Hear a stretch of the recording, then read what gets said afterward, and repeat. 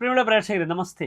നാം ഇവിടെ ചർച്ച ചെയ്യുന്നത് ചൊവ്വയുടെ രാശിചാരമാണ്. ചൊവ്വ 2025 സെപ്റ്റംബർ 13 അതായത് 1201 ചിങ്ങമാസം 28 തുലാൻ രാശിയിലേക്ക് പ്രവേശിക്കുകയാണ്. തൻ്റെ സുഖക്ഷേത്രമാണ് ചൊവ്വയ്ക്ക് തുലാൻ രാശി. ഇത്രയും കാലം ചൊവ്വ നിന്നത് തൻ്റെ ശത്രുവായ ബുധൻ്റെ ക്ഷേത്രത്തിലായിരുന്നു. ബുധനും ചൊവ്വയും പരസ്പര ശത്രുക്കളാണ്. പക്ഷേ ചൊവ്വയുടെ അടുത്ത സുഹൃത്താണ് ശുക്രൻ. ശുക്രൻ്റെ ക്ഷേത്രങ്ങളാണ് തുലാൻ രാശിയും ഇടവൻ രാശിയും. അവിടെ നിൽക്കുന്ന ചൊവ്വയ്ക്ക് വളരെയധികം ശൃംഗാരാദി വിനോദങ്ങളും നിഗൂഢമായ പല കാര്യങ്ങളുമൊക്കെ ചെയ്യുവാനുള്ളൊരു വാസനയുണ്ടാകും. അപ്രകാരം തന്നെയാണ് ശുക്രൻ മേടത്തിലും വൃശ്ചികത്തിലും നിന്ന്. പിന്നെ ഈ രണ്ട് ഗ്രഹങ്ങളും തമ്മിലുള്ള ദിഗ്രഹയോഗം വലിയ അപകടമാണ്. ഗോപോ മല്ലോദക്ഷ പരയുവതിരഥ ദ്യൂതഗത്സാസുരേഢ്യേ. അസുരേഢ്യനോടുകൂടി ചൊവ്വ നിൽക്കുകയാണെങ്കിൽ ഗോപഹ അയാൾ ഗോപനാകും. പശുക്കൾ ധാരാളം നാൽക്കാലി സമ്പത്തുണ്ടാകും അയാൾക്ക്. മല്ലഹ അയാൾ മല്ലയുദ്ധം ചെയ്യുമെന്നാണ്. അയാൾ ശാരീരിക ക്ഷമത വർദ്ധിച്ച് മറ്റുള്ളവരോട് യുദ്ധത്തിനൊക്കെ സന്നദ്ധനാകും. പരയുവതിരഥ അന്യ യുവതിയിൽ അദ്ദേഹത്തിന് വളരെയധികം താല്പര്യമുണ്ടാകും. ആ വ്യക്തിക്ക് പലപ്പോഴും സ്ത്രീ കാരണം സ്ത്രീകൾ മൂലം കലഹമുണ്ടാവുക, സ്ത്രീകൾക്ക് വേണ്ടി കലഹിക്കുക, അതിൽ അസാധ്യമായ ധൈര്യം പ്രകടിപ്പിക്കുക. ചൊവ്വ സാഹസികനാണ്, എടുത്തു ചാടും പെണ്ണിന് വേണ്ടി അല്ലെങ്കിൽ തന്നെ കാമുകിക്ക് വേണ്ടി. ഈ സ്വഭാവങ്ങളൊക്കെ ഈ ചൊവ്വയും ശുക്രനും തമ്മിലുള്ള യോഗമുണ്ടാകുമ്പോൾ ചാരവശാലും പ്രകടിപ്പിക്കും, ജാതകത്തിലും യോഗമുള്ളപ്പോൾ പ്രകടിപ്പിക്കും. ദ്യൂതകൃത് അയാൾ ദ്യൂതത്തിൽ താല്പര്യം കാണിക്കും. ദ്യൂതം എന്നാൽ പഴയകാലത്ത് എന്താണ്? പഴയകാലത്ത് നമ്മുടെ യുധിഷ്ഠിരനൊക്കെ കളിച്ച് പരാജയപ്പെട്ട ഒരു മേഖലയാണ് ദ്യൂതം. അപ്രകാരം മറ്റൊരു വിഷയം എന്താണ്? നമുക്ക് ചീട്ടുകളി മുതലായ ഗാംബ്ലിംഗ് ആയിട്ട് ബന്ധപ്പെടുന്നു. ഇപ്പോൾ ലോട്ടറി ഒരു കച്ചവടമായി എടുക്കുന്ന വ്യക്തികളൊക്കെയുണ്ട്.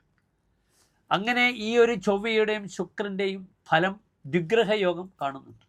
ഇവിടെ ശുക്രക്ഷേത്രത്തിലാണ് ചൊവ്വ പ്രവേശിക്കുന്നത്. അതിനാൽ നമുക്ക് ഈ ഒരു യോഗം നിലനിൽക്കുന്നത് 45 ദിനങ്ങളാണ്.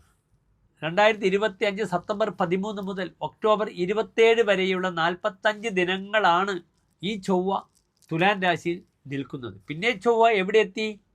വൃശ്ചികത്തിലെത്തി, ധനുവിലെത്തി, മകരത്തിലെത്തി. ചൊവ്വ ബലവാനാവുകയാണ്. ചൊവ്വയുടെ നീചസ്ഥിതി കർക്കിടകത്തിൽ കഴിഞ്ഞു. അത് കഴിഞ്ഞ് ചൊവ്വ ചിങ്ങം രാശിയിൽ നല്ല ഗുണഫലമല്ല പ്രദാനം ചെയ്തിട്ടുണ്ടാവുക. കന്നിരാശിയിലും നല്ല ഗുണമല്ല. പക്ഷേ തുലാൻ രാശിയിൽ ചൊവ്വ വളരെയധികം ഗുണങ്ങൾ ചെയ്യും. അതെപ്രകാരം ചെയ്യുമെന്ന് ഓരോ രാശിക്കാരുടെയും ശുഭാശുഭ ഫലങ്ങൾ നാം ചർച്ച ചെയ്യുമ്പോൾ നിങ്ങൾക്ക് വ്യക്തമാകും. ഇത്രയും കാലം ചൊവ്വ നിന്നത് കന്നിയിലാണ്. കന്നി ഫെമിനൈൻ സ്ത്രീ രാശിയാണ്. അവിടെ ചൊവ്വയെ കൊണ്ട് ചിന്തിക്കുക ചാമുണ്ഡി, ഭദ്രകാളി മുതലായ ദേവതകളാണ്. പക്ഷെ പുരുഷരാശിയിൽ ചൊവ്വ വരുമ്പോൾ നാം സാക്ഷാൽ അർമുഖനെ, ഷൺമുഖനെ, വേലായുധനെ തന്നെ ചിന്തിക്കണം. ഓം ഭജത് ഭുവേ നമഃ എന്ന പ്രാർത്ഥന നമുക്ക് ചിന്തിക്കണം. ചൊവ്വ ഉപദേശം ചെയ്യുന്ന ആളാണ്. ചൊവ്വ നല്ലൊരു ടീച്ചറാണ്. പ്രത്യേകിച്ച് ശാരീരിക ക്ഷമതയുള്ള അധ്യാപകനാണ് ചൊവ്വ. അത് ജിംനാസ്റ്റിക് ആയ വിഷയത്തിലായാലും ജിംനേഷ്യത്തിലായാലും നല്ല ട്രെയിനറാകാം ചൊവ്വയ്ക്ക്. മറ്റൊരു പ്രധാനപ്പെട്ട വിഷയം, വിദ്യാലയങ്ങളിൽ ചൊവ്വയുടെ ധർമ്മം എന്താണ്? ഫിസിക്കൽ എഡ്യൂക്കേഷൻ ടീച്ചറായി കുട്ടികളെ നിയന്ത്രിക്കാനൊക്കെ ചൊവ്വക്ക് ധാരാളം കഴിവുകളുണ്ട്. ഈ ഒരു ചൊവ്വ തുലാൻ രാശിയിൽ നിൽക്കുമ്പോൾ അത്ലറ്റുമായിട്ട് ബന്ധപ്പെടുന്ന അത്ലറ്റിക്സ്, ഇതിലൊക്കെ ധാരാളം ഓട്ടം, ചാട്ടം മുതലായ സാഹസികമായ എല്ലാ വിനോദങ്ങളിലും ചൊവ്വ വളരെയധികം ഊർജത്തെ പ്രദാനം ചെയ്യും. ചൊവ്വ ഊർജമാണ്, സത്വമാണ്. ഏതായാലും എൻ്റെ പ്രിയപ്പെട്ട പ്രേക്ഷകർക്ക് വളരെ അനുകൂലമായ ഈ ചൊവ്വയുടെ 45 ദിനങ്ങൾ അനുകൂലമായി ഭവിക്കട്ടെ എന്ന് പ്രാർത്ഥിക്കുന്നു. നമുക്ക് ഇനി നമ്മുടെ രാശികളിലേക്ക് കടക്കാം.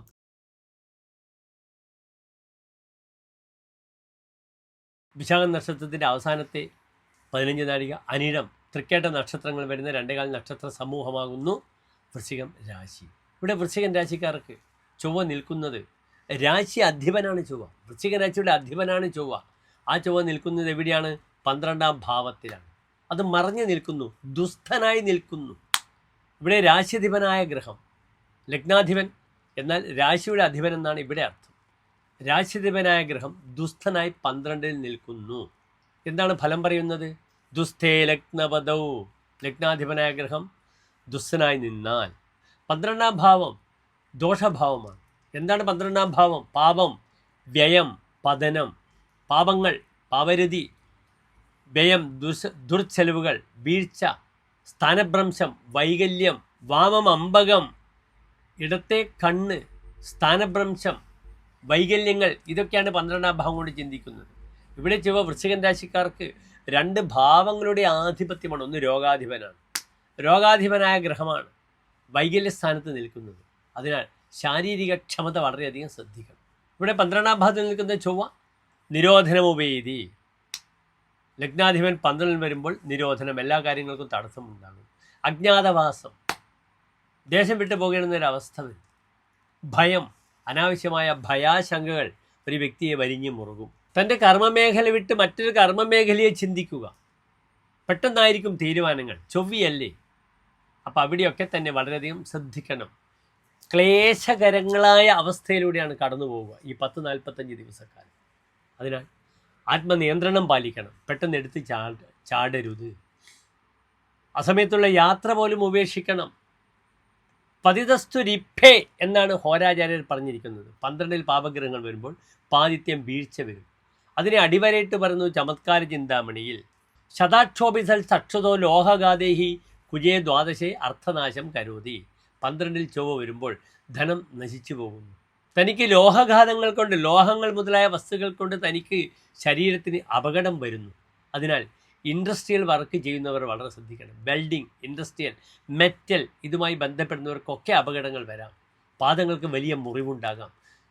രക്തകാരകനാണ് ചൊവ്വ. ശരീരത്തിൽ ധാരാളം രക്തങ്ങൾ പോവുക, വലിയ കുഴിയിൽ വീഴുക, പാദങ്ങൾക്ക് ഫ്രാക്ചറുകൾ വരിക, ഇതൊക്കെ സംഭവിക്കും. നടുവേദന, ഡിസ്ക് സംബന്ധിച്ച ബുദ്ധിമുട്ടുകൾ, കണ്ണുകൾക്കുണ്ടാകുന്ന പരിക്ക്, പെട്ടെന്ന് വെൽഡിങ് ചെയ്യുന്നവർക്കൊക്കെ, മെക്കാനിക്കൽ വർക്ക് ചെയ്യുന്നവർക്കൊക്കെ പെട്ടെന്ന് ചെറിയ ഇരുമ്പിൻ്റെ കഷ്ണം, കമ്പി കഷ്ണമൊക്കെ കൊള്ളുക, കണ്ണിന് വന്ന് ഇടിക്കുക, ഇങ്ങനെയുള്ള ധാരാളം പ്രയാസങ്ങൾ വരും. വളരെ ശ്രദ്ധിക്കണം വൃശ്ചികൻ രാശിക്കാർ. മൃഷാ കിംവദന്തി വയം ദസ്യുതോവ. താൻ ചതിവിൽപ്പെട്ടു പോകും. കള്ളൻ തന്നെ ഉപദ്രവിക്കും. കിംവദന്തികൾ ഭയക്കണം. തുലാൻ രാശിയിലെ ചൊവ്വയാണ്. അനാവശ്യമായ സ്ത്രീ വിഷയങ്ങൾ താൻ വലിച്ചിഴക്കപ്പെടും. സ്ത്രീ പീഡനം മുതലായ പ്രയാസങ്ങളൊക്കെ തൻ്റെ പേരിൽ ആരോപിക്കപ്പെടും.